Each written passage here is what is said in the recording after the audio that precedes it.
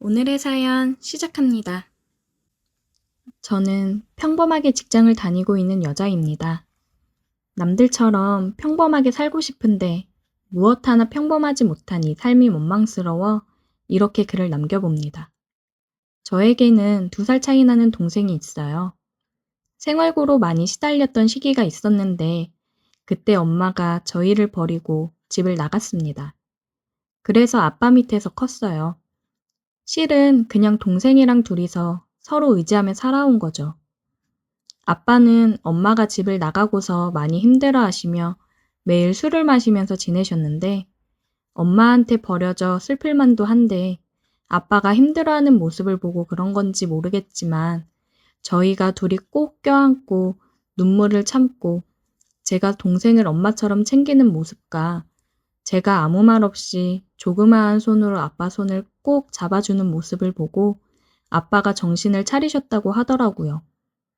그래서 아빠는 돈을 많이 벌기 위해서 해외로 나갔다 온다며 12살이었던 저에게 통장이랑 체크카드 사용법을 알려주시며 제가 동생을 잘 돌봐야 된다고 거듭 강조를 하셨고 고모에게 가끔 저희를 봐달라고 부탁을 해놓겠다고 하더라고요.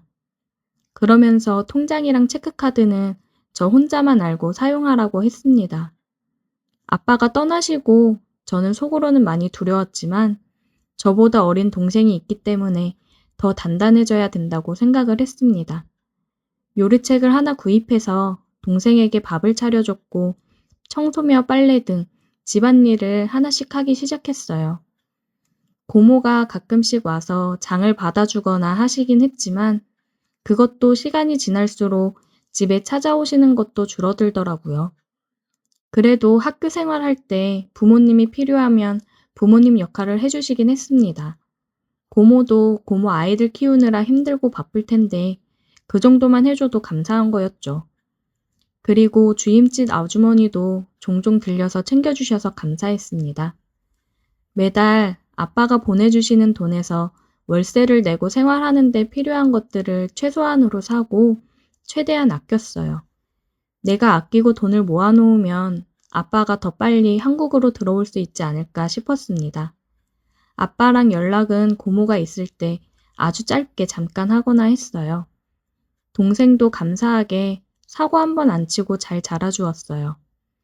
옷도 몇 년에 한 번 사주고 운동화도 다 다를 때까지 신고 투정 부릴 만도 한데 오히려 운동화 빨리 망가질까봐 남자애들은 특히나 축구며 뛰어노는 걸 많이 하는데 동생은 그게 걱정이 되어 제대로 친구들이랑 어울려 놀지도 못하더라고요.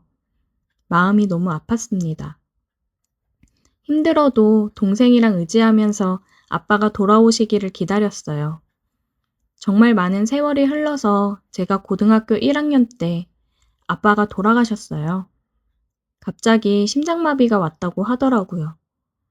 아빠가 돌아와서 함께 살 날만 기다렸는데 아빠가 원망스러우면서도 먼 해외에서 혼자 일만 하시다가 돌아가셨을 거라 생각하니 마음이 너무 아프고 죄송스럽더라고요. 아빠가 보험을 들어놓은 게 있어서 사망보험금이 나왔는데 액수는 그렇게 크지는 않았고 주인집 아주머니가 월세도 많이 줄여주셔서 저희는 그곳에 계속 살 수 있었어요. 고등학생이 되어서 알바를 시작했습니다. 아무래도 학교 끝나고 알바를 하는 거라 집에 와서 집안일을 신경 쓸 겨를이 없더라고요. 근데 고맙게도 동생이 제가 알바하고 오면 집안일도 다 해놓고 밥도 준비해놓고 있고 그랬어요. 동생도 저도 너무 일찍부터 철이 들어버린 거죠. 동생이랑 저는 잘 때도 서로 꼭 껴안고 자거나 서로에 대해 애착 같은 게 많이 심한 편이었어요. 이 세상에는 우리 둘밖에 없다고 생각을 했거든요. 저는 내가 돈을 벌어서 동생 많은 공부를 제대로 시켜야겠다 생각을 해서 고등학교 자퇴를 했습니다. 그리고 검정고시를 준비했고 알바를 열심히 했어요. 알바를 안 하는 시간에는 공부를 했습니다. 하루가 너무 부족했어요. 그나마 동생이 집안일을 도와줘서 버티며 할 수 있었던 것 같습니다. 그렇게 열심히 살고 있었는데 동생이 크면 클수록 제가 동생을 마냥 동생으로 보고 있는 게 아니라 남자로 생각하고 있다는 걸 깨달았어요. 동생을 사랑하게 돼버린 거예요. 애써 현실을 부정하려고 했고 알바를 더 늘려서 동생과 좀 떨어져 있는 시간을 늘려보자 생각을 했어요. 너무 둘이서 붙어 있어서 그런 걸 거라고 애써 합리화했습니다. 제가 알바가 늦게 끝나니까 동생이 집 앞에 마중을 나와 있더라고요. 왜 요즘 이렇게 늦냐면서요. 누나, 요즘 왜 이렇게 늦게 들어와? 아, 알바를 하나 추가했더니 이쯤 끝나. 누나, 그러면 너무 힘들잖아. 내가 알바 하나 할 테니까 하나는 그만둬. 누나도 쉬어야지. 걱정 마. 그리고 누나는 알바하는 거 재미있어. 여러 가지 경험도 해볼 수 있고, 살면서 경험이 제일 중요한 거야. 너는 공부만 열심히 해.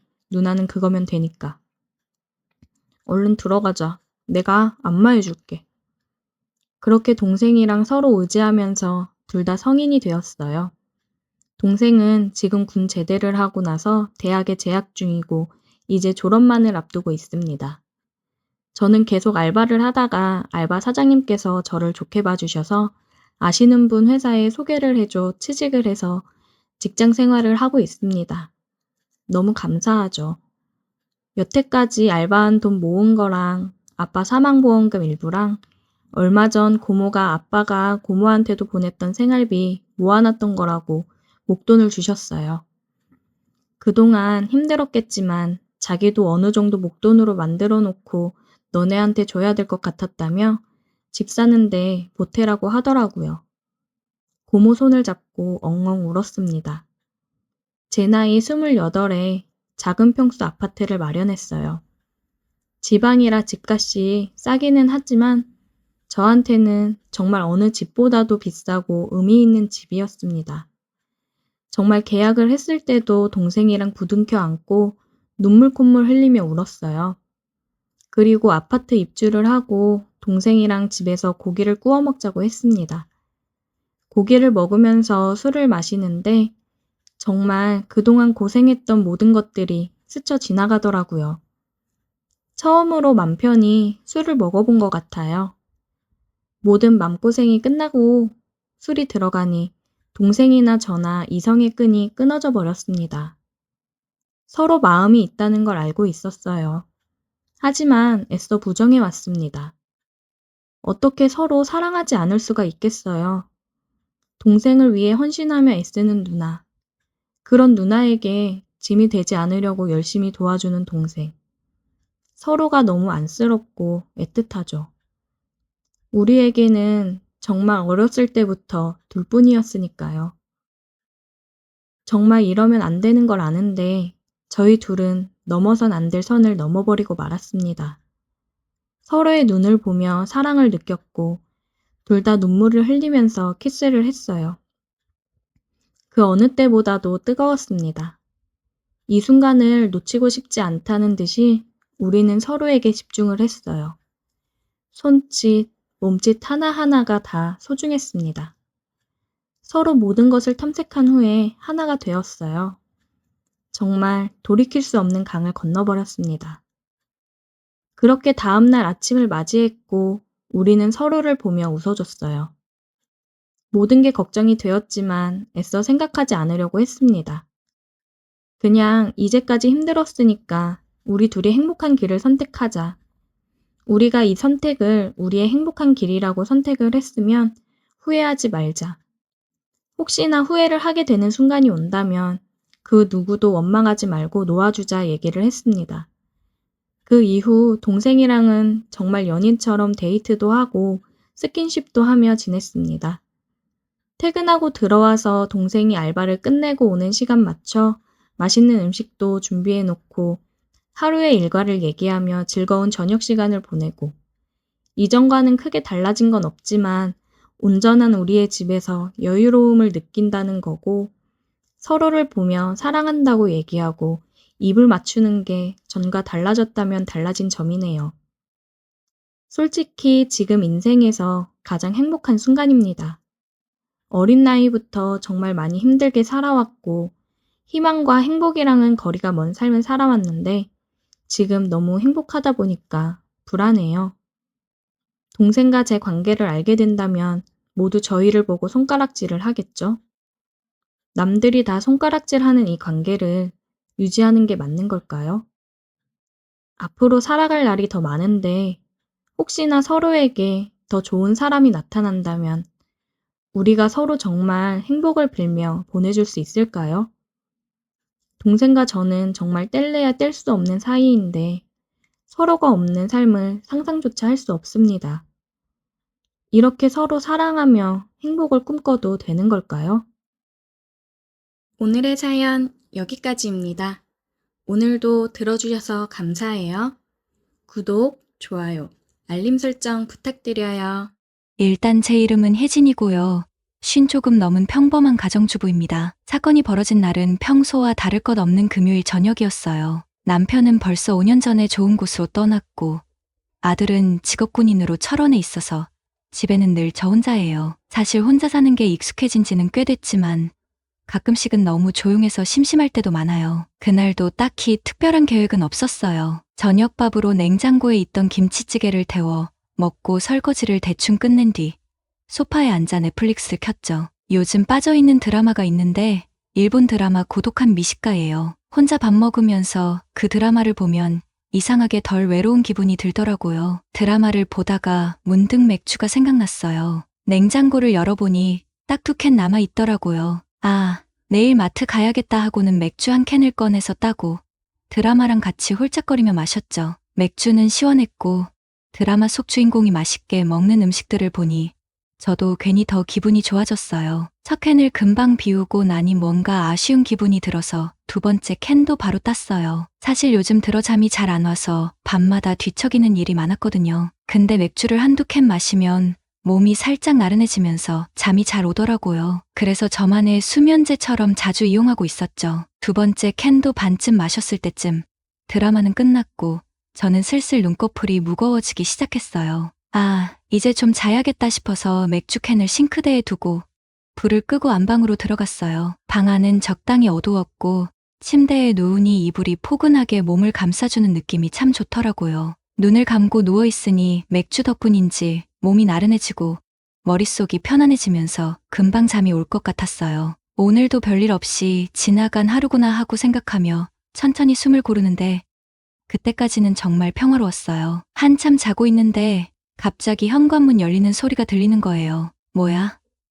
아들이 휴가 나왔다가 술 한잔하고 지금 들어오나 보네. 저는 처음엔 그냥 그렇게 생각했어요. 아들이 가끔 갑작스럽게 휴가를 나오기도 해서 별로 놀라지도 않았죠. 그래서 다시 눈을 감고 잠을 청하려고 했어요. 그런데 이상하게 뭔가 느낌이 묘하더라고요. 평소에 아들이 집에 들어올 때는 특유의 패턴이 있었거든요. 술이라도 한 잔 걸치고 오면 현관문을 열 때부터 약간 어수선한 소리가 나요. 신발을 벗다가 툭 떨어뜨리거나 문을 세게 닫거나 발소리가 어기적거리면서 쿵쿵 울리는 시기죠. 그런데 이날은 이상하게도 너무 조용했어요. 발소리가 마치 누군가 일부러 들키지 않으려고 조심조심 걷는 것처럼 들리는 거예요. 신발 벗는 소리도 거의 안 들리고 문 닫는 소리도 아주 살짝만 났어요. 평소 같으면 엄마, 나왔어 하고 큰 소리로 외칠 텐데 이날은 그런 인사도 없었고요. 뭐야? 왜 이렇게 조심스러워? 혹시 무슨 사고라도 치고 온 건가? 순간 머릿속에 별의별 생각이 다 들더라고요. 혹시 술 먹고 무슨 문제를 일으켜서 조용히 들어오는 건가 싶기도 했고 아니면 친구 집에서 놀다가 늦게 들어온 걸 제가 혼날까봐 그러는 건가 싶기도 했어요. 아니, 근데 그렇다고 해도 이렇게까지 조용할 필요가 있나? 그때부터는 괜히 심장이 두근거리기 시작했어요. 평소와는 다른 그 묘한 기운이 자꾸 신경 쓰이더라고요. 침대에 누워 눈을 감고 있었지만 귀는 현관 쪽 소리에 온통 집중되어 있었어요. 발소리가 천천히 거실 쪽으로 이동하는 것 같았는데 여전히 너무 조용했어요. 마치 누군가 고양이처럼 발끝으로만 살금살금 걷는 것 같달까요? 그 순간 머릿속에 스쳐 지나가는 생각이 하나 있었어요. 아니, 근데 정말 아들이 맞는 걸까? 이런 생각이 스치면서 순간적으로 긴장감이 확 올라왔어요. 심장이 두근두근 뛰고 숨소리마저 조심스럽게 내게 되더라고요. 그런데 그때 문이 아주 살짝 열리는 소리가 들렸어요. 저는 본능적으로 몸을 이불 속에 더 깊이 숨겼어요. 그리고 눈을 반쯤 뜨고 슬쩍 문 쪽을 봤죠. 누군가 방 안으로 들어오고 있었어요. 어둠 속이라 얼굴은 잘 보이지 않았지만 희미한 실루엣으로 키랑 체격이 얼핏 아들이랑 비슷해 보이더라고요. 그래서 순간적으로 아, 역시 아들이구나 하고 안심했어요. 그 사람은 침대 옆에 서서 잠시 머뭇거리더니 갑자기 옷을 벗기 시작했어요. 겉옷이 바닥에 툭 떨어지는 소리가 들렸고 이어서 티셔츠인지 뭔지 또 하나를 벗어서 대충 침대 옆에 던지더라고요. 저는 그 모습을 이불 속에서 지켜보면서도 별다른 의심은 들지 않았어요. 아구, 이놈 어디서 술을 이렇게 많이 먹고 지방도 못 찾아 들어왔나 보네. 그렇게 생각했죠. 아들이 예전에도 술에 취하면 가끔 제 방으로 들어와서 자는 일이 있었거든요. 그래서 그날도 그냥 그런가 보다 싶었어요. 그 사람은 옷을 다 벗고 침대 한쪽으로 들어와 눕더라고요. 침대가 살짝 내려앉으면서 특유의 삐걱거리는 소리가 났고 술 냄새 같은 게 은은하게 풍겨왔어요. 아구, 정말 술을 얼마나 마셨길래 이렇게 비틀거리냐. 한마디 하고 싶었지만 저도 맥주 2캔을 마신 터라 몸이 나른하고 귀찮아서 그냥 넘어가기로 했어요. 이불 속에서 한숨을 푹 쉬며 눈을 감았죠. 내일 아침에 잔소리 좀 해야겠다 하고 생각하면서요. 저는 어느새 잠이 들었는데 한밤중에 갑자기 배 쪽에서 이상한 느낌이 들어 잠에서 깼어요. 처음에는 꿈인가 싶었는데 뭔가 낯선 감각이 계속 이어지더라고요. 순간적으로 놀라서 몸을 움찔하며 눈을 떴어요. 뭐지? 아들이 장난이라도 치는 건가? 어둠 속에서 희미하게 보이는 실루엣을 보니 아들인 줄만 알았던 그 사람이 제 몸을 돌리더니 이상한 행동을 하기 시작했어요. 그러더니 쑥 하고 저에게 들어왔습니다. 저는 당황했지만 술에 취해 정신이 없는 아들이 실수로 이러는 거라고 생각했어요. 아이고, 이놈, 술을 얼마나 마셨길래 이렇게 정신을 못 차리냐. 일단 상황이 끝나면 혼을 내야겠다고 생각하며 저는 그 순간을 참고 넘기기로 했어요. 젊어서 그런지 30분을 넘게 그 짓을 하더라고요. 오랜만에 맛보는 것이 솔직히 기분 좋았습니다. 모든 일이 끝나고 나서야 저는 이 정신없는 녀석을 혼내야겠다고 마음먹고 큰 소리로 말했어요. 야, 이 정신없는 놈아. 너 지금 뭐 하는 짓이야? 그런데 돌아온 대답은 제가 전혀 예상치 못했던 한마디였어요. 누구세요? 낯선 남자의 목소리였습니다. 순간 등골이 서늘해지며 머리가 하얘졌어요. 뭐야? 이게 무슨 소리야? 내 아들이 아니라고? 저는 얼어붙은 채로 숨도 제대로 쉴 수 없었어요. 방금 전까지 제 옆에 누워있던 사람이 아들이 아니라는 사실을 깨닫는데 몇 초가 걸렸고 그제야 온몸에 소름이 돋으며 상황이 심각하다는 걸 알게 됐죠. 그 순간 심장이 쿵 하고 내려앉았어요. 설마 도둑인가? 라는 생각이 머릿속을 스쳤죠. 순간적으로 숨을 죽이고 가만히 상황을 지켜봤어요. 그런데 또 곰곰이 생각해보니 도둑이 굳이 우리 집 안방까지 들어올 이유가 없잖아요. 게다가 아무런 소란도 없이 이렇게 조용히 행동하는 것도 이상했어요. 그래서 용기를 내서 이불을 살짝 들추고 조심스럽게 물었어요. 아들 맞지? 하지만 대답이 없었어요. 심장이 미친 듯이 뛰기 시작했죠. 이건 뭔가 잘못됐다는 직감이 강하게 들었어요. 다시 한번, 이번에는 조금 더 큰 소리로 물었어요. 누구세요? 그제야 그 사람이 멈칫하더니 갑자기 침대 옆에 있는 스탠드 불을 켜는 거예요. 방 안이 환해지면서 그 사람 얼굴이 드러났죠. 저는 순간 얼어붙었어요. 그 사람이 누구였냐면 바로 옆집에 사는 민수 아빠였던 거예요. 저는 눈이 휘둥그레졌고 민수 아빠 역시 저를 보며 얼어붙었어요. 둘 다 입을 떡 벌린 채로 한동안 아무 말도 못하고 멍하니 서로를 쳐다봤죠. 머릿속이 하얘지면서 도대체 이 상황이 어떻게 된 건지 이해가 안 됐어요. 한참 그렇게 있다가 제가 정신을 차리고 소리쳤어요. 민수 아빠, 여기 왜 있어요? 그제야 민수 아빠가 당황한 얼굴로 손사래를 치며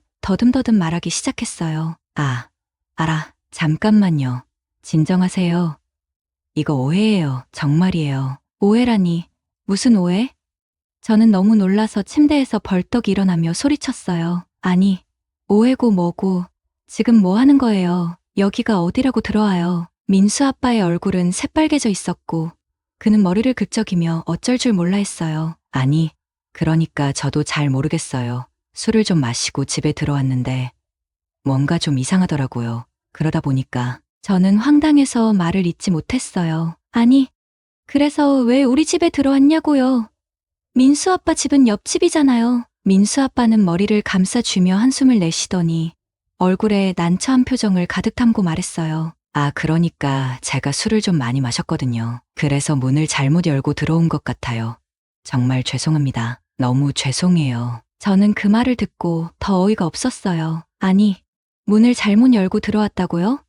우리 집이 민수 아빠 집이랑 비슷하게 생겼어요. 그는 고개를 푹 숙이며 한없이 미안한 표정을 지었어요. 아니요, 근데 술에 취해서 그런지 그냥 문이 열리길래 제 집인 줄 알았어요. 진짜 죄송합니다. 정말이에요. 저는 한숨을 쉬며 머리를 감쌌어요. 상황은 이해가 안 되지만 일단은 민수 아빠가 술에 취해 실수로 우리 집에 들어왔다는 게 그나마 말이 되는 설명이었죠. 그렇게 민수 아빠는 자신의 실수를 몇 번이고 사과했지만 이상하게도 집으로 돌아갈 생각을 하지 않았어요. 저는 당황스러운 마음에 이제 집에 가셔야죠. 옷 입으세요. 라고 몇 번이나 말했지만 그는 여전히 머뭇거리며 자리를 뜨지 않았어요. 그러다 갑자기 민수 아빠가 술 기운이 다시 올라온 것처럼 비틀거리며 저를 바라보더니 믿기 힘든 말을 꺼냈어요. 여보, 나 물 한 잔만 줘. 저는 순간 귀를 의심했어요. 여보라니?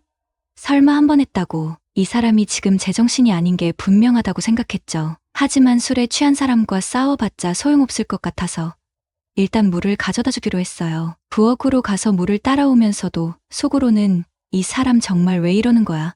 빨리 집에 가야 할 텐데라는 생각뿐이었죠. 물을 따라 방으로 돌아오니 민수 아빠는 침대에 앉아 멍하니 천장을 바라보고 있었어요. 저는 물을 건네며 조심스럽게 말했어요. 여기요. 물 드시고 이제 집에 가세요. 민수 아빠는 물을 받아들고는 한 번에 벌컥벌컥 마셨습니다. 마치 오랫동안 목이 말랐던 사람처럼 시원하게 물을 들이킨 뒤 컵을 내려놓더니 갑자기 저를 바라보며 엉뚱한 말을 내뱉었어요. 또 먹는다. 저는 그 말을 듣고 순간적으로 얼어붙었어요. 또 한다고. 뭐라고요? 무슨 말을 하는 거예요? 저는 눈을 동그랗게 뜨고 민수 아빠를 쳐다봤지만 그는 이미 술기운에 정신이 반쯤 나간 상태였어요. 제가 한 말이 들리긴 하는 건지 아니면 자신만의 세계에 빠져 있는 건지 알 수 없었어요. 그는 고개를 천천히 끄덕이며 혼잣말처럼 중얼거렸어요. 그의 말투는 어딘가 흐릿했고 눈빛은 초점이 맞지 않았어요. 저는 이 상황이 점점 더 이상하게 느껴졌어요. 그래서 단호하게 말했죠. 민수 아빠, 지금 무슨 상황인지 아세요? 여기는 제 집이에요. 그리고 지금 당장 집으로 돌아가셔야 해요. 민수 엄마가 걱정하실 거예요. 하지만 그는 제 말을 제대로 이해하지 못한 듯 갑자기 제 손을 붙잡았고 그렇게 거사를 또 한 번 치르고 말았죠. 20년 만에 하니 처음은 아팠지만 두 번째는 그럭저럭 나쁘지 않았어요. 민수 아빠는 결국 우리 집 안방에서 잠들어 버렸고 저는 어쩔 수 없이 거실 소파에 이불을 깔고 자야 했어요. 밤새도록 뒤척이며 잠을 설쳤죠. 이런 일이 왜 나에게 일어나야 하는지 억울하기도 하고 피곤하기도 했지만 이미 벌어진 일이라 어떻게 할 수도 없었어요. 다음 날 아침 민수 아빠는 부스스 일어나더니 얼굴이 새빨개진 채로 연신 고개를 숙이며 사과했어요. 정말 죄송합니다. 어제 제가 너무 취해서 민폐를 끼쳤네요. 다시는 이런 일 없을 겁니다. 저는 피곤한 얼굴로 그를 쳐다보며 말했어요. 다시는 이런 일 없었으면 좋겠어요. 민수 엄마도 걱정하셨을 거예요. 얼른 집으로 들어가세요. 민수 아빠는 고개를 몇 번이고 끄덕이며 허둥지둥 현관문을 나섰어요. 저는 그가 집으로 잘 들어가는지 확인하려고 문틈으로 조용히 내다봤죠. 그런데 옆집 현관문이 열리는 소리가 들리더니 민수 아빠가 들어가는 모습이 보였어요. 그 순간 민수 엄마의 잔소리가 우리 집까지 들릴 정도로 크게 울려 퍼졌죠. 당신이 도대체 어제 어디서 잤는지 알아? 이게 몇 번째야? 또 술 먹고 사람들한테 민폐 끼치고 정말 창피해서 못 살겠어. 저는 그 소리를 들으며 피식 웃음이 나왔어요. 민수 엄마의 성격을 알기에 민수 아빠가 한동안 고개를 들지 못할 거라는 생각이 들었죠. 그런데 며칠 뒤 이 사건에 대해 민수 엄마와 이야기를 나누다가 깜짝 놀랄 만한 사실을 알게 됐어요. 어머, 그런데 참 신기하네. 우리 집 도어락 비밀번호가 민수네 집이랑 똑같더라고. 그 말을 듣는 순간 모든 게 이해가 됐어요. 민수 아빠가 술에 취해 우리 집을 자기 집으로 착각하고 들어온 이유가 바로 그거였던 거죠. 저는 어이가 없어서 웃으며 말했어요. 그래도 다음엔 꼭 집을 확인하고 들어가시라고 전해주세요. 저도 깜짝 놀랐으니까요. 그 후로 민수 아빠는 저를 볼 때마다 고개를 숙이며 민망해했고 저는 이런 일이 다시는 없기를 바라며 비밀번호를 바꿔야겠다는 생각을 했답니다. 그 후로 민수 아빠는 술만 먹으면 우리 집으로 왔어요. 저는 그 맛을 못 잊어서 비밀번호를 바꾸지 못했거든요. 하지만 그 후로 민수 아빠는 술만 마시면 꼭 우리 집으로 찾아왔어요. 처음엔 실수였겠거니 하고 넘겼지만 점점 그 빈도가 잦아지더라고요. 아유, 또 오셨어요? 제가 한숨을 쉬며 문을 열면 민수 아빠는 얼굴이 벌개진 채로 멋쩍게 웃으며 말했어요. 아이고, 또 민폐 끼치러 왔네요. 그래도 여기만큼 맛있는 데가 없어서요. 저는 민수 아빠를 쳐다보며 속으로 내심 기분이 좋더라고요. 그래서 비밀번호를 바꾸지 못했어요. 사실 민수 아빠가 우리 집에 올 때마다 맛있게 먹고 가곤 했거든요. 민수 아빠는 술에 취해도 항상 이렇게 말했어요. 이 집 정말 최고예요. 민수 엄마도 이런 맛은 절대 못 따라가요. 다음에 또 먹으러 올게요. 그 말을 들을 때마다 저도 모르게 기분이 좋아졌어요. 누군가 이렇게까지 칭찬해주는 일이 흔치 않았으니까요. 그러다 보니 비밀번호를 바꿔야겠다는 생각이 들다가도 막상 바꾸지는 못했어요. 설마 또 오겠어? 라는 생각과 함께요. 하지만 민수 아빠는 그 기대를 저버리지 않고 술만 마시면 우리 집으로 찾아왔죠. 그렇게 몇 번 반복되다 보니 이제는 제가 먼저 준비를 하게 됐어요. 민수 아빠가 올 것 같은 날이면 미리 에휴, 이러다 우리 집이 민수 아빠의 술집이 되는 거 아니야? 저는 혼잣말로 투덜거리면서도 어쩐지 그 상황이 싫지만은 않았어요. 오늘의 사연은 여기까지입니다. 구독과 좋아요는 사랑입니다. 안녕하세요. 저는 미숙이라고 합니다. 제가 진짜 미쳐가고 있는 것 같아요. 이게 무슨 말 같지도 않은 상황인지 어디 말할 데가 없어서 여기라도 털어놓으려고요. 누가 좀 들어주셨으면 좋겠어요. 일단 저희 집 이야기를 좀 해야겠네요. 우리 집은 그냥 평범한 집이었어요. 그랬다고 믿었죠. 인화는 제 여동생이고 나이는 많아도 아직 덜렁거리는 성격이라 가끔 애처럼 느껴지기도 해요. 근데 최근에 너무 이상한 일들이 벌어지고 있어요. 정말 요새 들어 점점 불안해지고 이게 무슨 악몽인가 싶어요. 며칠 전 밤이었어요. 인화가 저한테 와서 자꾸 속상한 얘기를 하는 거예요. 자꾸 외롭다고, 남편도 없고 이제 세진이랑 둘이 사는 게 힘들다고요. 그 얘기 들으면서 저도 짠한 마음이 들었죠. 우리 집에서 술 한잔 하자고 해서 술도 마셨죠. 한 잔, 두 잔 마시다 보니 분위기가 좀 괜찮아졌다고 생각했는데 인화가 점점 이상해지는 거예요. 술 기운에 자꾸 자기 아들, 세진이 얘기를 하는데 그게 그냥 애정 어린 얘기가 아니라 뭔가 이상하게 들리는 거예요. 세진이가 요즘 너무 잘생겨졌어. 이런 말을 하는데 뭔가 느낌이 이상한 거 있죠? 근데 그냥 술 취해서 그러려니 했어요. 그런데 그 다음 얘기가 진짜 충격적이었어요. 인화가 갑자기 울더니 미수가 나 진짜 미친 것 같아. 요즘 세진이만 보면 남편 생각이 너무 나. 그 자식이랑 똑같이 생겨서 미칠 것 같아. 이러는 거예요. 아니, 이게 뭔 소리인가 싶었죠. 어이가 없어서 야, 그게 무슨 개소리야? 너 진짜 술 많이 마셨나 보다 하고 웃어넘기려고 했죠. 근데 인화가 진지한 표정으로 아니야, 진짜야. 나 그날 세진이 방에 들어갔다가 내가 어떻게 할 뻔했는지 알아? 이러는 거예요. 저는 진짜 그 순간에 뭔가 싸늘해지더라고요. 너 제정신이야? 무슨 짓을 했다는 거야? 하고 화를 냈죠. 근데 인화가 자꾸 울면서 말을 돌리는 거예요. 그래서 그냥 더는 묻지 않고 얼른 재워버렸어요. 그러고 나서 저도 씻고 자려고 했는데 잠이 올 리가 있나요? 머릿속에서 자꾸 인화 말이 맴도는 거예요. 그 다음 날 아침이 됐어요. 제가 인화 방을 슬쩍 봤는데 애가 자고 있더라고요. 그래서 별일 없겠거니 하고 넘어갔죠. 근데 그날 저녁에 인화가 저한테 와서 또 눈물을 글썽이며 얘기를 꺼내는 거예요. 미수가, 나 진짜로 미쳤나 봐. 어젯밤에 세진이 자고 있는 거 보는데 내가 손이 가더라. 나 정말 이러면 안 되는데 왜 그랬는지 모르겠어. 이러는 겁니다. 그 순간 진짜 뭔가 끊어질 뻔했어요. 너 지금 뭐라는 거야? 너 진짜 미쳤어? 당장 병원 가야 하는 거 아니야? 하고 소리쳤어요. 근데 인화가 그걸 듣더니 울면서 나도 알아. 나도 내가 이상한 거 알아. 근데 멈출 수가 없어. 제발 날 도와줘. 이러는데 진짜 이거 어떻게 해야 할지 모르겠더라고요. 지금도 그날 얘기를 생각하면 온몸에 소름이 돋아요. 우리 집이 언제부터 이렇게 뒤틀린 건지, 인화가 언제부터 이렇게 된 건지 모르겠어요. 세진이한테도 무슨 일이 생길까봐 너무 불안해요. 얘가 그걸 알면 어떡할지도 모르겠고요. 이걸 누구한테 얘기할 수도 없고 도대체 어떻게 해야 할지 모르겠어요. 이런 상황에서 제가 할 수 있는 게 뭐가 있을까요? 진짜 미쳐버리겠어요. 누가 좀 도와주세요. 계속해서 다음 사연으로 연결됩니다. 안녕하세요. 미숙입니다. 지난번에 올린 사연 보신 분들 계실 거예요. 그때 제가 제 여동생 인화에 대해 얘기했잖아요. 그때만 해도 진짜 내가 미친 건가, 아니면 인화가 미친 건가 고민했었는데 그게 끝이 아니었어요. 이번엔 더 심각한 일이 생겼습니다. 도대체 이게 무슨 상황인지 정말 어떻게 해야 할지 모르겠어요. 그날 이후로 저는 인화를 멀리하게 됐어요. 솔직히 무서웠거든요. 같은 집에 있는데도 뭔가 꺼림칙하고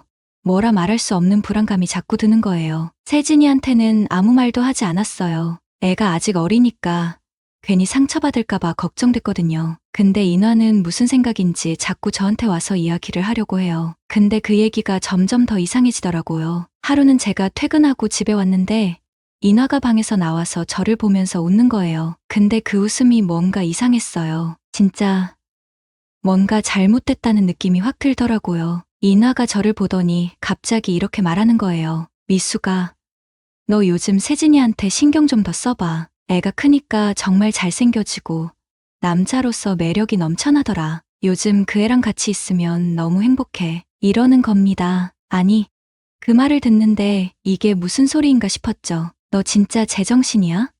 무슨 소리를 그렇게 해?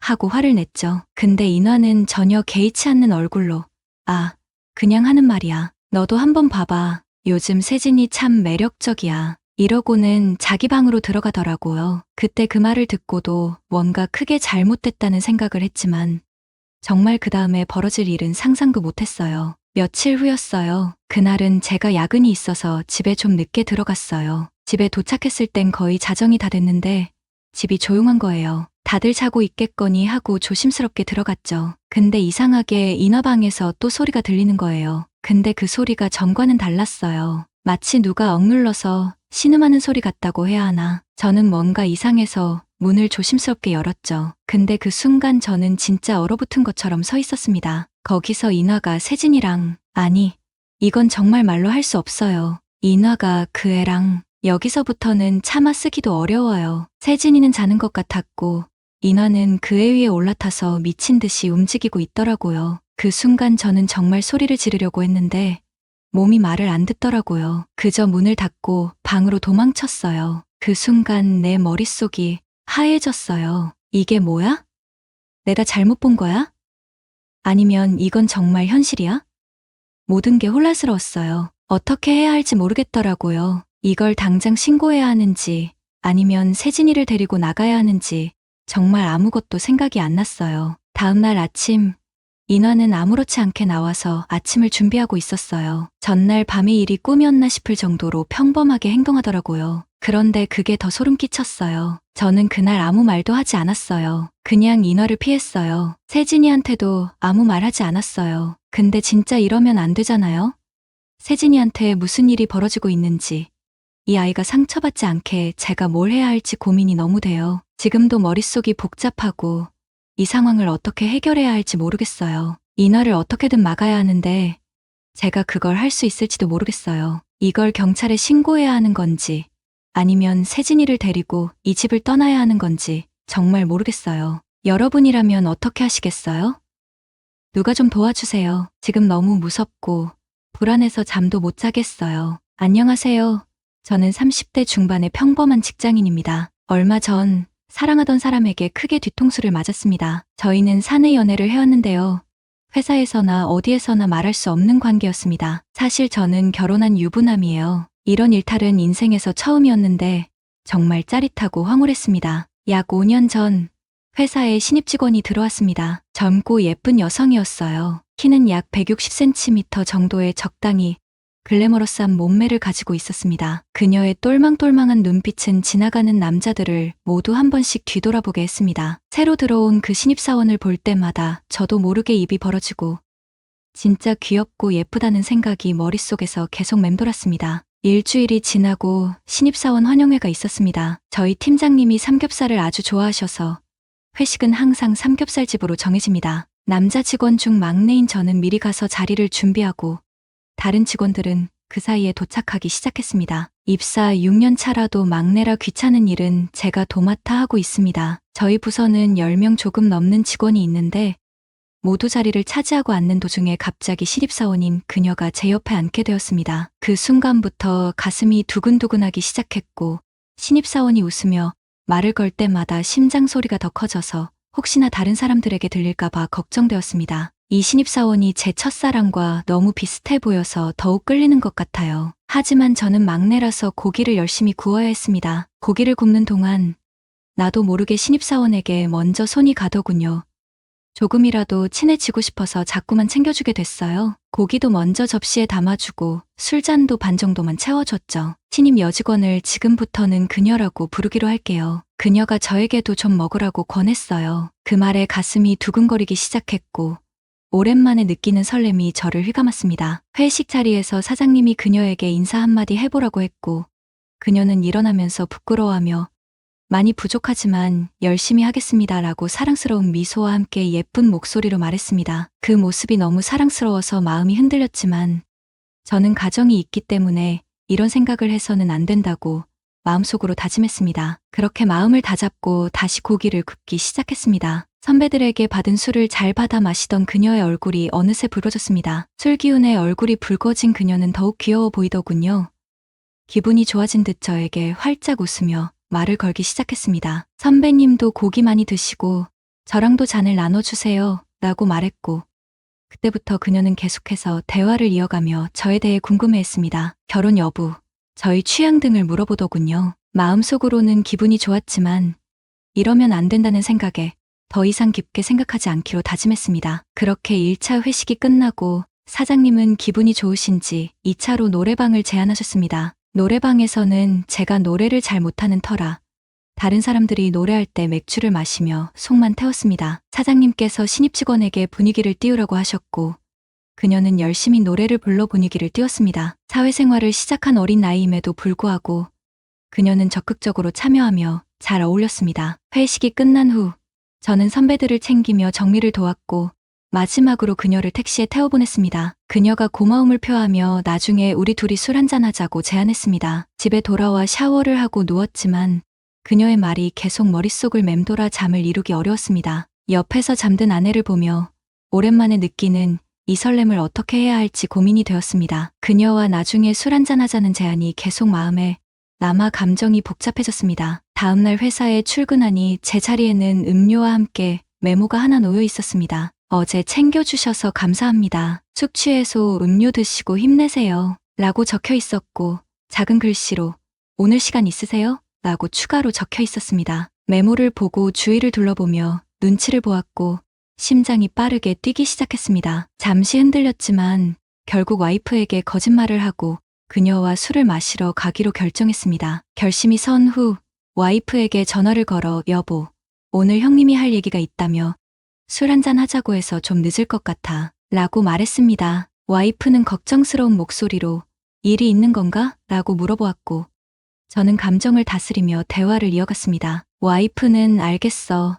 만나서 얘기 잘하고 와. 라고 흔쾌히 허락해 주었습니다. 거짓말로 인해 아내에게 미안한 마음이 컸지만 오랜만에 느끼는 설레는 감정을 포기할 수 없었습니다. 그녀가 술을 사겠다는 제안을 거절하기 어려웠어요. 특히 오늘은 시간이 정말 안 간 것처럼 느껴졌고 드디어 퇴근 시간이 되었습니다. 그녀와 눈인사를 나누며 퇴근 후 함께 술을 마시러 갔습니다. 처음엔 둘이서 마시는 자리가 조금 어색하고 서로를 살피는 듯했지만 술이 우리를 더욱 가깝게 만들었습니다. 어느새 우리는 서로 편하게 이야기를 나누고 있었어요. 그녀는 저를 편하게 대하며 말을 놓았고 저도 그녀와 편안하게 대화를 나눴습니다. 점점 더 친밀해져 갔습니다. 처음 만났을 때 그녀는 순수하고 사랑스러운 이미지였는데 실제로는 애교도 많고 솔직하며 화끈한 스타일이었습니다. 아내는 본래 무뚝뚝하고 조용한 성격이라 아내와는 다른 매력에 점점 더 빠져들었습니다. 이런 감정을 가져서는 안 된다는 걸 알면서도 말이죠. 우리는 서로 친구가 되었고 그 과정에서 아내에게 거짓말을 하는 일이 점점 늘어났습니다. 회사에서 소문이 날까 봐 여러 장소로 옮겨 다니며 몰래 만나는 계획을 세웠습니다. 처음에는 그저 좋은 술친구, 예쁜 동생으로 지내려 했지만 남녀 사이에 친구는 없다는 말처럼 우리 사이에는 점점 애틋한 분위기가 생겼습니다. 처음엔 동생으로만 생각하자고 다짐했던 제 마음은 이미 버려진 지 오래였습니다. 그녀를 여자로 느끼기 시작했습니다. 제가 이미 결혼한 사람임을 알면서도 저와의 편안한 대화와 잘 맞는 성격 때문에 너무 좋아한다고 그녀가 말했습니다. 그녀는 제가 결혼한 사람이라는 사실이 자신을 힘들게 한다며 속마음을 털어놓았습니다. 저도 마음이 많이 속상하고 너를 너무 늦게 만난 것 같다고 그녀에게 내 마음을 털어놨어요. 우리는 그렇게 서로에게 끌리며 시간을 보냈고 정말 행복했어요. 어느 날 우리는 노래방에서 재미있게 놀다가 너무 피곤해서 오늘은 좀 일찍 집에 가서 쉬자고 말했어요. 그런데 그녀가 피곤하면 잠깐 쉬었다가 한 잔 더 하자고 제안했고 술이 아직 모자라다며 한 잔 더 하고 싶다고 했어요. 저는 잘못 들었나 싶어 뭘 쉬는데? 라고 물었더니 그녀는 모텔에서 잠깐 쉬다가 한 잔 더 하자고 했어요. 저는 당황해 그녀를 쳐다봤고 그녀는 왜 싫어? 라며 저를 바라보며 물었어요. 그 눈빛에 이미 저는 이성을 잃어버렸습니다. 우리는 손을 잡고 모텔로 향했고 방에 들어서자 와이프 생각은 더 이상 나지 않았어요. 마음속으로는 이러면 안 된다고 외치고 있지만 이미 저는 그녀와 입을 맞추고 있었습니다. 그녀의 아름다운 외모와 매력적인 몸매를 가까이에서 보니 정말 황홀했습니다. 저희는 서로의 성감대를 탐색하며 사랑을 나누었고 이미 돌이킬 수 없는 강을 건넌 것 같았습니다. 하지만 그 결과가 어떻든 그 순간은 너무나 달콤하고 짜릿했습니다. 사랑을 나눈 후 저희는 모텔을 나와서 이런 만남을 자주 가지기 시작했습니다. 저희는 퇴근하면 술 한잔하고 모텔 대시를 밥 먹듯이 하기 시작했습니다. 비밀스러운 만남이 더 스릴 넘치고 재미있다고 느껴졌습니다. 이런 행복한 시간들 때문에 요즘 야근이 잦아진다며 서운해하는 와이프는 생각에서 멀어졌습니다. 저희는 탕비실에서 또는 계단에서 몰래 만나 서로를 탐하고 키스하며 시간을 보냈습니다. 이런 만남이 일상이 되어버리고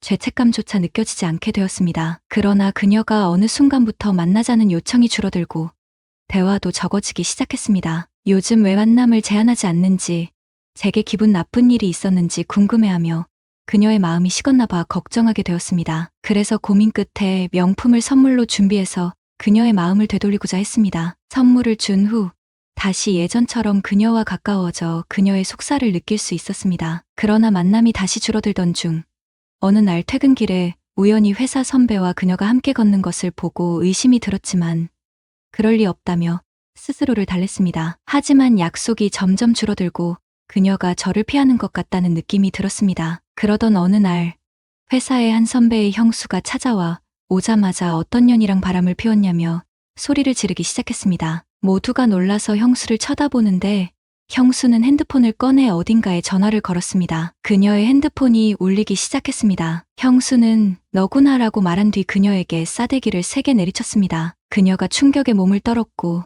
그녀는 남편 간수 못한 게 자랑이냐?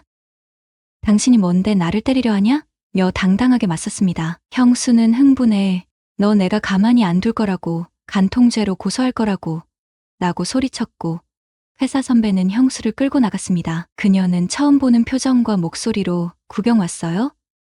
뭐 그렇게들 쳐다보고 난리야? 라고 소리쳤고 가방을 챙겨 나갔습니다. 저는 그녀와의 불륜 행각 벌였던 사람으로서 가슴이 천근만근 무거워졌고 그녀에 대한 배신감에도 불구하고 왠지 가슴이 아팠습니다. 사랑했던 그녀에 대한 마음이 아프기만 했습니다. 더 충격적이었던 건 그녀가 회사 선배와 함께 걸어가는 것을 본 그 선배가 아니라 다른 선배와도 그런 관계였다는 사실이었습니다. 나중에 알게 되었어요. 회사에서 그녀와 관계를 맺은 남자가 저뿐만 아니라 여러 명이었다는 것을요. 그들 모두 그녀에게 명품을 선물했다고 하더군요. 나도 그녀와 자주 만나면서 다른 사람들과는 언제 만나는지 의문이었죠. 그런데 형수가 찾아와 소란을 피우고 난 후에야 정신이 번쩍 들었습니다. 그럼에도 불구하고 가끔은 정말 마음이 잘 맞고 대화도 잘 통했던 그녀가 생각나요. 연락해보면 어떨까 싶기도 하네요. 오늘의 사연은 여기까지입니다. 들어주셔서 감사합니다. 성북동의 한 고풍스러운 저택. 탁 트인 발코니에서 커피를 홀짝이던 두 여인은 가을 햇살 아래 어쩐지 대조적인 모습이었다. 한쪽에는 우아한 베이지빛 원피스를 입고 조신하게 앉아있는 현숙. 그 맞은편에는 형형색색의 스카프와 화려한 귀걸이로 자유로운 영혼을 표출하는 옥순이 있었다. 현숙은 잔잔한 미소를 지으며 커피 잔을 만지작거렸고 옥순은 짙은 루즈를 바른 입술로 컵 가장자리를 닦으며 장난스러운 눈빛을 보냈다. 그래서 말인데, 옥순이 입을 열었다. 지난주에 나이트에서 만난 남자 얘기했었지? 정말 괜찮더라니까. 운동을 해서 그런지 힘이 장난이 아니야? 나도 감당하기 힘들 정도라니깐. 호호. 그래? 현숙은 무심하게 대답했지만 어딘가 초점이 흐린 눈빛은 다른 생각에 잠겨 있는 듯했다. 옥수는 눈썹을 치켜 올리며 현숙을 바라보았다. 뭐야, 나한테 집중 좀 해봐. 너 무슨 고민 있는 거 아냐? 현숙은 고개를 천천히 끄덕이며 뜨거운 커피를 한 모금 마신 뒤 말했다. 옥순아, 나 요즘 많이 외로워. 그 한마디에 옥순의 얼굴에는 흥미로운 미소가 떠올랐다. 그래? 그래서 바람이라도 피워볼까 생각 중이야? 뭐? 옥수는 깜짝 놀란 듯 눈을 동그랗게 뜨며 의자에 등을 기대었다. 이런 말 할 줄은 몰랐네. 대체 무슨 일이야? 영수 씨랑 무슨 문제 있는 거야? 현숙은 잠시 망설이다가 고백했다. 사실 우리 리스 부부로 지낸 지 꽤 됐어. 옥수는 한 손으로 턱을 괴며 흥미롭다는 듯 물었다. 얼마나 됐는데? 현숙은 씁쓸한 미소를 지었다. 3년도 훨씬 넘었지. 뭐라고? 옥수는 놀란 표정으로 현숙을 바라보았다. 벌써? 넌 아직 한창인데 영수 씨도 참. 뭔가 문제 있는 거 아니야? 현숙은 고개를 돌리며 창밖을 바라봤다. 그냥 서로 노력도 안 하게 되더라. 요즘 40대는 여자 인생의 성수기야. 어떻게 참고 살아? 성수기? 현숙은 피고쓰며 옥순을 바라봤다. 넌 항상 이런 표현이 참 저질스러워. 저질이 문제가 아니라 이건 현실이야. 암튼 많이 찾게 되는 시기는 맞잖아. 옥수는 진지하게 말했다. 그럼 차라리 나처럼 이혼을 해. 요즘엔 3명 중 1명은 이혼한다잖아. 이혼이란 게 그렇게 쉬운 줄 알아? 그럼 몰래 애인이라도 만들어. 옥수는 장난스럽게 현숙의 손을 잡으며 눈짓을 했다. 내가 괜찮은 사람 1명 소개시켜 줄까? 건장한 남자로다가. 현숙은 웃음 섞인 한숨을 내쉬며 대꾸했다. 건장한 남자라. 말만으로도 설레긴 하네. 그런데 겁나기도 하고. 아유, 융통성 없는 건 여전하네. 요즘 같은 세상에 애인 1~2명 없이 무슨 재미로 살아? 애인 없으면 팔불출이란 말도 있잖아. 현숙은 웃으며 대꾸했다. 뭐야, 팔불출 소리까지 듣는다고? 어머, 예. 그냥 웃고 넘길 일이 아니야. 요즘은 바람 안 피우는 사람보다 피우는 사람이 훨씬 많아. 옥수는 진지하게 말했다. 이렇게 두 사람은 한바탕 떠들다. 옥수는 나이트에서 만난 남자의 전화를 받고 떠났다. 혼자 남은 현숙은 점점 더 깊은 생각에 빠지기 시작했다. 영수와 현숙은 20년 전에 만났다. 당시 영수는 부모님의 유산으로 물려받은 회사를 운영하며 홀로 살고 있었고, 여상 졸업을 막 끝낸 20살의 현숙은 그의 첫 비서로 일하게 되었는데, 회식이 끝나고 현숙이 그의 앞에 나타나 고백하면서 둘 사이의 교제가 시작되었다. 연애 1년 후 영수는 41세, 현숙은 21세의 나이에 부부가 되었다. 젊은 시절 이혼의 아픔을 겪고 혼자 살아온 영수는 현숙의 엄마와 고작 3살 차이 나는 나이였으나 두 사람은 주변의 축복을 받으며 행복하게 결혼 생활을 시작했다. 부부의 결혼 생활은 순조로웠다. 결혼 직후 태어난 아들은 이제 명문대학에 입학하여 기숙사에서 지내고, 영수는 회사를 키워 업계에서 독보적인 자리를 차지했다. 그들은 성북동의 큰 저택에서 호화로운 생활을 하며 운전기사와 가정부를 두고 행복한 시간을 보냈다. 한마디로 10년의 나이 차이를 극복한 그들은 성공적인 결혼 생활을 이어온 것이다. 하지만 문제는 예상치 못한 곳에서 찾아왔다. 역시나 나이 차이였다. 결혼 20년이 지나 영수는 61세가 되었고 현숙은 41세가 되었다. 영수가 57세가 되던 해부터 당뇨와 예혈관 질환으로 인해 부부관계가 점점 소원해지게 되었고, 이에 따라 부부 사이에는 심각한 갈등이 생기기 시작했다. 처음 이유를 전혀 모르던 현숙은 영수가 낯이 자신을 돌보듯이 대하는 것을 보며 그가 자신을 여자로 보지 않는다고 느꼈고 불화가 생기기 시작했다. 40대 초반에 현숙은 한창 물이 오르기 시작하는 나이였고 60대에 접어든 영수는 만성질환으로 인해 현숙을 만족시키기엔 턱없이 부족했던 것이다. 그리고 현숙은 부잣집 사모님답게 40세라는 나이가 믿기지 않을 정도로 늘씬한 몸매와 미모를 꾸준히 관리하고 지냈기에 아들과 함께 외출할 때는 아들의 연상 애인으로 보인다는 얘기를 우스갯소리로 들을 정도였으니 젊은 아내를 둔 영수는 이런 상황에 깊은 고민에 빠지기 시작했다. 병원에서는 더 이상 치료가 불가능할 정도로 발기부진이 심각해졌고 현숙에게 젊고 건장한 남자가 나타나서 자신으로부터 멀어질까봐 걱정이 되어 마음이 불안해졌기에 더 이상 일에 집중할 수 없을 정도로 신경이 쓰였다. 하지만 공교롭게도 밤에만 빼고 두 사람 사이에는 큰 문제가 없었다. 현숙은 영수를 무척 사랑했고 그의 친정에 경제적인 어려움이 닥칠 때마다 아무 조건 없이 도움을 주었기에 현숙은 항상 영수에게 의지하고 우러러 보았다. 그래서 20년 넘는 나이 차이를 극복하며 아무 문제 없이 살아왔던 그들이었다. 그러나 현숙에게도 한계가 찾아오기 시작했다. 건강한 사내와 데이트하는 꿈을 자주 꾸기 시작하며 외로움을 느끼기 시작했던 것이다. 그녀에게는 자신의 감정을 채워줄 누군가가 필요하다는 것을 깨닫게 되었는데 영수는 이런 상황을 눈치채고 차라리 현숙에게 남자를 만들어주는 것이 좋겠다는 생각을 하게 되었다. 어느 날 조용하던 거실에 초인종 소리가 울려 퍼졌고 주방에서 설거지를 하던 아줌마가 서둘러 현관으로 달려가 인터폰을 받았다. 사모님, 오늘 오기로 한 사람인데요. 그래요.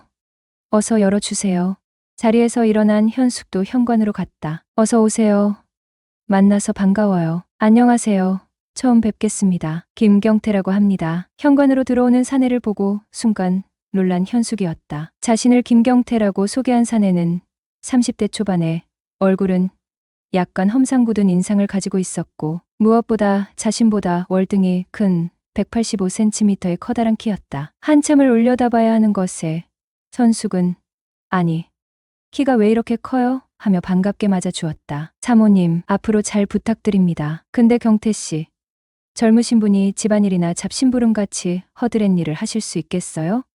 상관없습니다. 시켜만 주시면 뭐든지 잘 해낼 자신 있습니다. 경태는 아주 씩씩하게 큰 소리로 대답했다. 호호, 자신감 있는 모습이 참 보기 좋네요. 앞으로 잘해봐요. 네, 사모님, 열심히 하겠습니다. 수키 아주머니, 이분 데려가서 지낼 곳과 이 집에서 기본적으로 지켜야 할 사항들을 알려주세요. 네, 사모님. 경태 씨라고 했죠. 저 따라오세요. 5년 넘게 집안의 허드렛 일과 운전기사를 해오던 홍 씨가 최근 건강상의 이유로 일을 그만두게 되었는데 부사관으로 복무를 하다 다리를 다쳐 제대하고 직장을 구하던 중 영수의 집안 어른의 소개를 받아 일하러 오게 된 것이었다. 현숙은 점점 더 힘들어하고 있었다. 영수는 밤 10시만 되면 목석처럼 잠들 뿐이었고 남자의 손길이 너무나 그리웠다. 눈을 감은 채 이런저런 생각에 잠겨있던 내 머릿속으로 방금 전까지 함께 있던 다부진 체격에 경태 얼굴이 떠올랐다. 한 번은 테라스에 앉아 커피를 마시고 있었는데 넓은 정원에 심어진 많은 나무들을 혼자서 관리하느라 더운 날씨 탓에 땀을 뻘뻘 흘리며 일을 하고 있는 경태와 눈이 마주쳤다. 사모님, 뭐 시키실 일이라도 있으세요?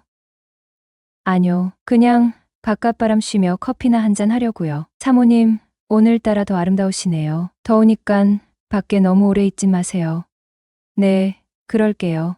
저 양반이 방금 나 보고 아름답다고 했나. 그날따라 서슴없이 날 대하는 경태가 평소와 달라 보였던 것이다. 경태 씨, 잠깐 안으로 들어올래요? 사모님, 저 지금 땀도 많이 흘리고 옷도 더러워서 좀 그런데요. 괜찮으니깐 들어와요. 말끝을 흐리며 가느다랗게 한숨 짓는 사모님의 얼굴을 잠시 바라보던 경태는 서둘러 집 안으로 들어섰다. 현숙은 미리 준비한 주스를 내밀며 힘드실 텐데 이거라도 한 잔 드세요. 어이구, 뭐 이런 것까지 주시고 감사합니다. 하며 벌컥 들이켰다. 사모님한테 이런 대접도 다 받아보고 너무 영광입니다요 라며 순박한 웃음을 터뜨리는 것이었다. 현숙은 속으로 경태가 겉모습과는 달리 아직도 이렇게 순박한 웃음을 가진 사람이었다니 그의 또 다른 모습에 매력을 느꼈다.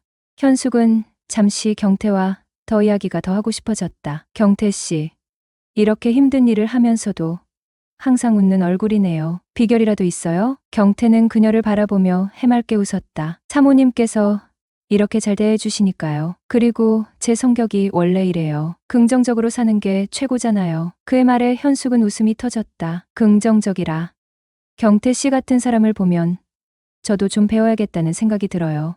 경태 씨, 결혼은 생각 없으세요? 당연히 생각은 있죠. 근데 그게 말처럼 쉽나요? 어떤 여자가 좋으세요? 어이구, 저야 뭐 집안일 잘하고 아들, 딸 잘 놓는 여자가 좋지요. 호호, 그러세요. 그럼 선이라도 보시죠? 하하, 저는 많이 봤지만 여자들이 다 싫다고 가더라고요. 경태는 현숙이 수영장이나 요가센터를 갈 때마다 20분 일찍 나가 미리 시동을 켜두어 쾌적한 환경에서 탑승할 수 있게 해주었으며 현숙이 카페라떼를 좋아한 걸 알고 항상 준비를 해주었다. 그렇게 경태와 점점 친숙해져 갔다. 그리고 언젠가부터 야릇한 상상에 빠져들었다. 혹시 그가 내게 매력을 느끼고 있을지도 모른다는 생각에서부터 혹시나 그와 비밀스러운 관계를 갖는 짙은 상상으로까지 이어지고 있었던 것이다. 저런 남자랑 살면 어떤 기분일까? 10년 넘게 군 생활을 하며 거칠게 살아온 그의 인생을 떠올리니 한순간에 얼굴이 붉어졌다. 사모님 앞으로 우편물이 왔는데요. 경태가 우편물과 함께 조그마한 상자를 현숙에게 내밀었다. 현숙은 놀라 이게 뭐예요? 어제 택배 직원이 두고 간 건데 제가 일하느라 정신이 없어서 깜빡 잊고 있었네요. 바로 전해드리지 못해 죄송합니다. 아니에요. 괜찮아요. 그만 가보세요. 현숙이 괜찮다는 말과 함께 경태에게서 자그마한 상자를 하나 넘겨받았고 경태는 일을 하기 위해 현관으로 향하였다. 도대체 이게 뭐지? 분명 자신에게 온 것임에도 발신자가 적혀 있지 않았기에 현숙이 의아하게 생각하고 있었다. 뭐야, 이건. 상자를 열어 내용물을 확인하던 현숙이 깜짝 놀라 한참 주위를 두리번거렸고 이내 거실에 아무도 없음을 확인한 현숙이 자리에서 일어나 상자를 들고 안방으로 들어갔다. 누구지? 누가 이런 걸 보낸 거야? 혹시 옥순이 장난을 친 건가? 왜냐하면 사진은 얼굴을 가린 남성의 사진이었기 때문이다. 한 번도 아닌 두 번씩이나 자신에게 그런 사진을 보내는 사람이 누구인지 생각해 보았지만 아무리 생각해도 마땅히 떠오르는 사람이 없었다. 옥순아, 너 혹시 나한테 사진 같은 거 보냈니? 아니, 난 아닌데 그런 거 보낸 적 없는데 갑자기 왜 그러는 건데? 그게 있잖아. 누군가가 자꾸 나한테 이상한 사진을 보내는 거야. 이번이 네 번째야. 도대체 어떤 사진인데? 그게 너한테 말하기도 민망하다 야. 왜? 이상한 그런 거야? 분명 날 아는 사람인 것 같은데. 근데 너도 알잖아. 내 주변엔 그럴 만한 사람이 없다는 거. 그러게, 혹시 너희 신랑이 그런 거 아니야? 누가 이딴 걸 자꾸 보내는 거지. 사람을 아주 우습게 보는 거야 뭐야? 현숙은 점점 화가 났다. 왜냐하면 사진이 올 때마다 그 수위가 점점 세졌기 때문이다. 그날은 어찌나 놀랐던지 얼굴이 화끈거리고 온몸에 땀이 다 나는 현숙이었다. 처음엔 사진 속 주인공이 누구인지 짐작도 되지 않았으나 현숙도 사진 속의 주인공이 경태가 안 할까 살짝 눈치는 채고 있었다. 분명 범인은 자신을 잘 알고 있는 사람일 거라 생각하고 있었기 때문이다. 아주머니 경태 씨는 안 보이는데 어디 갔어요? 예촉이 고친다고 조금 전에 나갔는데요. 급하게 시키실 일 있으시면 바로 들어오라고 할까요? 아니, 괜찮아요. 시원한 커피나 한 잔 가져다 주세요. 그리고 잠시 뒤 현숙의 발길은 전혀 엉뚱한 곳으로 향하고 있었다. 마치 보이지 않는 힘에 이끌리듯 그녀는 단연간 가본 적 없던 별채의 방문 앞에 멈췄다. 경태가 지내는 곳이었다. 목적지에 다다른 현숙은 조심스럽게 손을 뻗어 손잡이를 잡고 천천히 돌려 방문을 열었다. 방 안에는 특별히 볼만한 것이 없었다. 오래된 가구들과 구석에 쌓인 잡동사니들만이 공간을 채우고 있었다. 내가 괜히 왔네. 현숙은 경태의 방을 훑어보다가 문득 자신의 행동이 어리석게 느껴져 고개를 절레절레 흔들었다. 그녀는 몸을 돌려 밖으로 나가려고 했다. 하지만 문 앞에 서 있는 경태를 마주치자 깜짝 놀라고 말았다. 어머나, 현숙의 목소리는 떨렸다. 사모님, 여긴 어쩐 일이세요? 현숙은 당황의 말을 더듬었다. 그러니까 경태 씨, 갑자기 찾아와서 미안해요. 당황한 현숙과는 달리 경태는 아주 침착해 보였다. 사모님, 그런 말씀 마세요. 언제든지 찾아오셔도 됩니다. 여긴 사모님 댁이니까요. 그래도 남자 혼자 사는 집에 불쑥 찾아온 건 제 잘못이죠. 현숙이 변명하듯 말했다. 그런가요? 전 잘 모르겠는데요. 사모님이 오고 싶으면 언제든지 환영입니다. 그럼 전 이만 가볼게요. 현숙이 서둘러 말을 마치며 나가려 했지만 경태는 그녀를 가로막으며 말했다. 이건 아니죠. 사모님, 올 때는 마음대로 왔어도 갈 때는 마음대로 못 가십니다. 현숙은 그 순간 무언가가 잘못될 것을 직감했다. 현숙은 다시 한번 경태의 옆을 피해 방을 나가려 했지만 그녀의 뜻대로 되지 않았다. 그 순간 현숙의 머릿속은 복잡해졌다. 사모님, 저도 왜 이러는지 모르겠어요. 하지만 당신도 알고 있잖아요. 경태의 목소리는 절절했다. 현숙은 잠시 동안 망설였다. 왜냐하면 진작부터 사진 속 주인공이 경태란 걸 알고 있었기 때문이다. 하지만 현숙은 경태로 인해 새로운 여자로 태어나고 있는 자신을 느끼며 그 순간만은 모든 것을 잊어버리고 있었다. 사진 속의 남자가 경태였기를 바랐던 자신의 마음을 숨길 수 없다는 것을 깨달았기 때문이었다. 그렇게 10년이 흘렀다. 영수는 경세가 악화되어 더는 일상을 함께할 수 없었고 병원에 누운 채 현숙의 손을 꼭 잡고 마지막 날들을 보냈다. 하루하루가 간절했던 시간 속에서 그는 마지막으로 그녀에게 한 통의 편지를 남겼다. 현수가, 나는 너가 행복하길 진심으로 바래. 평생 내 곁에 있어줘서 고마웠어. 사실 경태는 내가 너를 위해 선택한 사람이야. 내가 더 이상 너를 행복하게 해줄 수 없다는 걸 알았을 때 너의 곁에서 부족한 부분을 채워줄 사람을 찾고 싶었어. 그게 바로 경태였어. 그러니 죄책감은 가지지 말고 남은 인생을 즐겁게 살아가길 바래. 나 대신 경태와 함께 웃으면서 말이야. 영수는 그 말을 끝으로 세상을 떠났다. 편지를 읽으며 현숙은 한참 동안 아무 말도 하지 못했다. 눈물이 끊임없이 흐르는 가운데 영수가 그녀를 얼마나 깊이 사랑했는지, 얼마나 큰 희생을 했는지 비로소 이해할 수 있었다. 그의 마지막 선택이 자신을 위한 사랑이었다는 사실이 가슴을 아리게 했다. 그 이후로도 경태는 집을 떠나지 않았다. 여전히 별채에서 생활하며 집안일을 거들었고 현숙과는 하루하루 함께 시간을 쌓아갔다. 하지만 가끔은 이런 생각이 들었다. 경태 나이도 어느새 40을 넘겼는데 평생을 결혼도 포기한 채 내 곁을 지키는 게 정말 그에게 행복한 일일까? 경태가 늘 말하던 대로 그는 현숙이 잘 지내는 모습을 볼 때마다 그저 행복하다고 했다. 그러나 현숙은 알았다. 그의 마음 한켠에는 지워지지 않는 외로움이 있다는 것을. 그녀는 자신을 향한 그의 헌신이 고맙기도 했지만 한편으로는 미안했다. 이제 그를 놓아줘야 할까? 현숙은 깊이 고민했다. 그녀는 영수가 남긴 편지와 경태의 모습을 떠올리며 답을 내리기로 했다. 어느 날 차 한 잔을 앞에 두고 그녀는 조심스레 말했다. 경태 씨, 이제 당신도 당신의 행복을 찾아야 하지 않을까요? 나는 괜찮아요. 정말로요. 경태는 잠시 머뭇거리다가 웃었다. 현숙 씨가 괜찮다면 저도 괜찮습니다. 하지만 제 행복은 이미 여기에 있는 거려. 그 말에 현숙은 눈시울이 붉어졌다. 그러나 그녀는 마음을 굳게 먹었다. 영수의 편지처럼 그녀도 경태가 진정으로 행복할 수 있도록 그의 손을 놓아줄 준비를 해야 했다. 삶은 그렇게 서로를 떠나기도 하고 다시 만나기도 하면서 각자의 행복을 찾아가는 여정임을 깨달은 순간이었다.